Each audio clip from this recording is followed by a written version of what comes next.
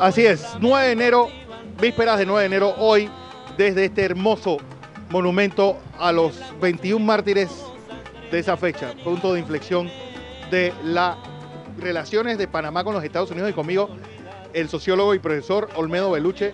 Profesor, bienvenido a Next Noticias. Buenos días. Oiga, unos finales de los años 50 donde uno debe ir a buscar realmente el antecedente de lo que vino después en los años 60. Así es, el 9 de enero fue la culminación de un proceso de acumulación histórica en Panamá de descontento con la presencia norteamericana, que obviamente había empezado desde 1903, pero que a partir de la juventud de la década del 40, la generación del 47 empezó a crear una conciencia de la necesidad de lograr una soberanía total sobre el territorio panameño, con aquel movimiento antibases del 47, que luego se expresó en una maduración del movimiento estudiantil, la creación de la Federación de Estudiantes de Panamá, del Frente Patriótico de la Juventud, y en la siguiente generación del 50 los estudiantes empezaron un movimiento de siembra de banderas desde el año 58, 59, que obligó al presidente Eisenhower a aceptar que había que renegociar el tema de la bandera panameña junto a la norteamericana, cosa que se culminó en una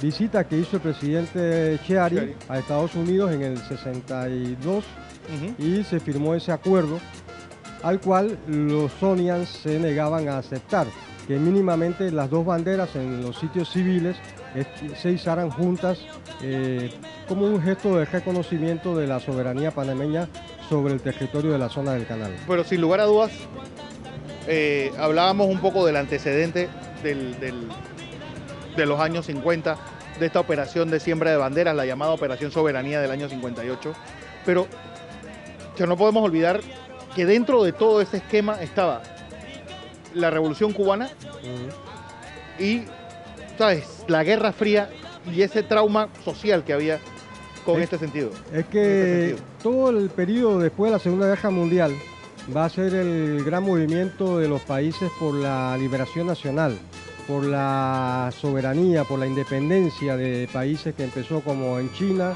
con la revolución, en la India, la liberación de países de África y de Medio Oriente y Asia por su independencia. Y en América Latina el tema de la zona del canal también fue un tema importante. Y por supuesto, como tú dices, la Revolución Cubana tuvo mucha influencia en la juventud de ese periodo. Previo a eso surgen dirigentes juveniles como Floyd Britton, como los que hicieron el movimiento de Sejotute, donde hubo Polidoro Pinzón, una guerrilla, que además se forjaron en la lucha del 52 en Santiago de Veragua, defendiendo la Normal de Santiago. Fue un periodo de gran auge de las luchas juveniles y todo eso va a madurar. Y aunque el 9 de enero no fue planificado por ningún grupo político y fue algo espontáneo, que la gente acudió en masa a la zona del canal a plantar una bandera cuando se enteraron de la ofensa que se hizo a la bandera panameña y a los jóvenes del Instituto Nacional, toda esa juventud, todas esas generaciones previas galvanizaron ese día y se presentaron a hacer una presencia de defensa de la soberanía nacional. Un hecho también importante fue, bueno, esto fue un barril de pólvora que explotó en la ciudad. Es decir, empezaron con los institutores, pero también la Universidad de Panamá juega un papel importante en ese momento, o lo que estaba ocurriendo en el 9 de enero del 64. Sí, sí. En general hay una moderación de diversos grupos que toman la vanguardia esos días. Sí. Por un lado está el grupo Vanguardia de Acción Nacional, que dirige a Jorge Turner, que tenía gran presencia nacional y de la cual salen muchos de los dirigentes que en la práctica enfrentaron a los norteamericanos en las calles, en lo que era la avenida 4 de Julio en ese momento.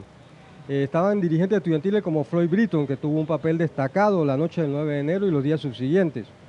Y luego dirigentes de la Unión de Estudiantes Universitarios como Víctor Ávila y Adolfo Ahumada, que eran dirigentes de la Federación de Estudiantes de Panamá. Sí, que ya venían cochados desde el instituto. Exactamente, y que pertenecían a la juventud de lo que era el Partido del Pueblo en ese tiempo. Eran gente con conciencia política del asunto, los que se colocaron, vamos a decir, a la vanguardia, aunque esto fue una explosión popular generalizada. Sin embargo, sí quisiera matizar el hecho de que en Panamá la oligarquía siempre fue bastante pro-norteamericana, desde 1903. Siempre soñaron con ser una estrella más de la bandera norteamericana y la realidad es que solamente los sectores antiimperialistas o de izquierda tenían una conciencia de luchar contra los tratados de 1903 y exigir su abrogación. Sí. La oligarquía se limitaba a pedir modificaciones Más dinero. puntuales y que se traducían en más dinero para ellos o acceso al mercado de la zona del canal.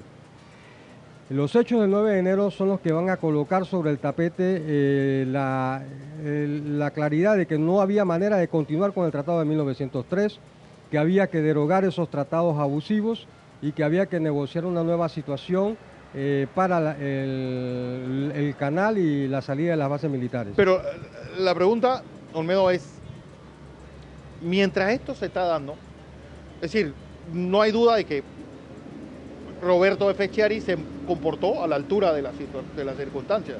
Es decir, no había un epítome más de la oligarquía que no representara el presidente Chiari en ese momento, y él se comportó a la altura de las circunstancias y de lo que ocurrió.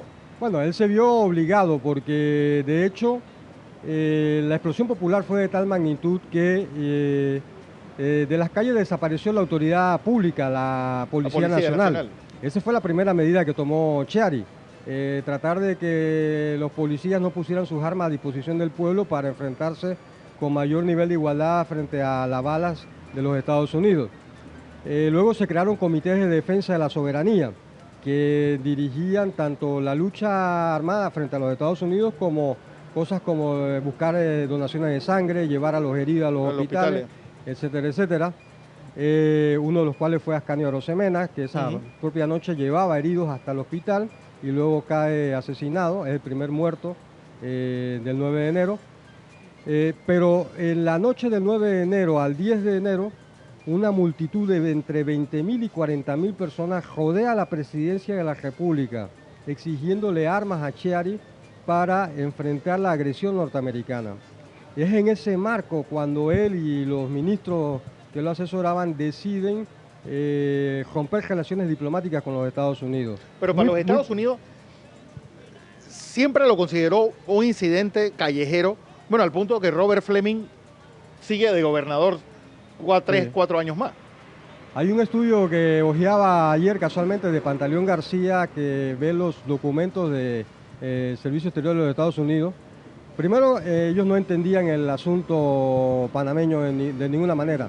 Creían que era una cosa solamente de los comunistas y que todo era una manipulación y no comprendían el simbolismo que la bandera tenía para el pueblo panameño y el tema de la soberanía. E incluso después de eso, los informes que le hacían a Chiari era de que había una conspiración comunista y que a eso se reducía todo. Por supuesto, la oligarquía veía la complejidad del problema y trató de responder a esa complejidad, pero presionada por el pueblo, porque estaba organizado, que a mi juicio en Panamá lo que hubo fue una revolución popular antiimperialista que duró 3 días con la gente en la calle, muy movilizada, y que la respuesta que tuvo el gobierno de Chiari fue esa ruptura de relaciones que obligó a los Estados Unidos a renegociar el tratado. No olvidemos también que 1964 era un año electoral. Así es, fue un año electoral. Donde repite el gobierno liberal, esta vez con Marco Aurelio Robles. Sí, con un fraude electoral. Arnulfo Arias ganó las elecciones y fue otro de los fraudes. Ahí hubo 3 periodos de gobiernos liberales cuestionados, pero bueno, era el sector más industrializante de la burguesía panameña el que tenía el control a través del Partido Liberal en ese momento. Yo creo que las generaciones actuales lo que deben tener presente es que los beneficios económicos, pocos o muchos, que el pueblo panameño está recibiendo en este momento, se debe al sacrificio de los mártires del 9 de enero del 64, que fueron los que obligaron a los Estados Unidos a saber que había que ponerle fin a la zona del canal y al control norteamericano sobre nuestro canal. O sea que hoy podemos decir, 52 años después, que la soberanía sí se come, la lucha por los derechos democráticos, los derechos soberanos del país, sí tienen beneficios concretos para el pueblo. Otra cosa que podemos discutir en otra ocasión es por qué hay una minoría que se está apropiando en mayor parte de esos beneficios en este momento a través de una cuestionable administración de la ACP y de la junta directiva que está compuesta por una serie de empresarios de alta gama y no del pueblo panameño. Pero aún así hay un beneficio económico que todos sentimos, que todos vemos, y eso se debe más que nada a los mártires del 9 de enero del 64. Así es. Profesor Beluche, Gracias. como siempre, un placer tenerla aquí.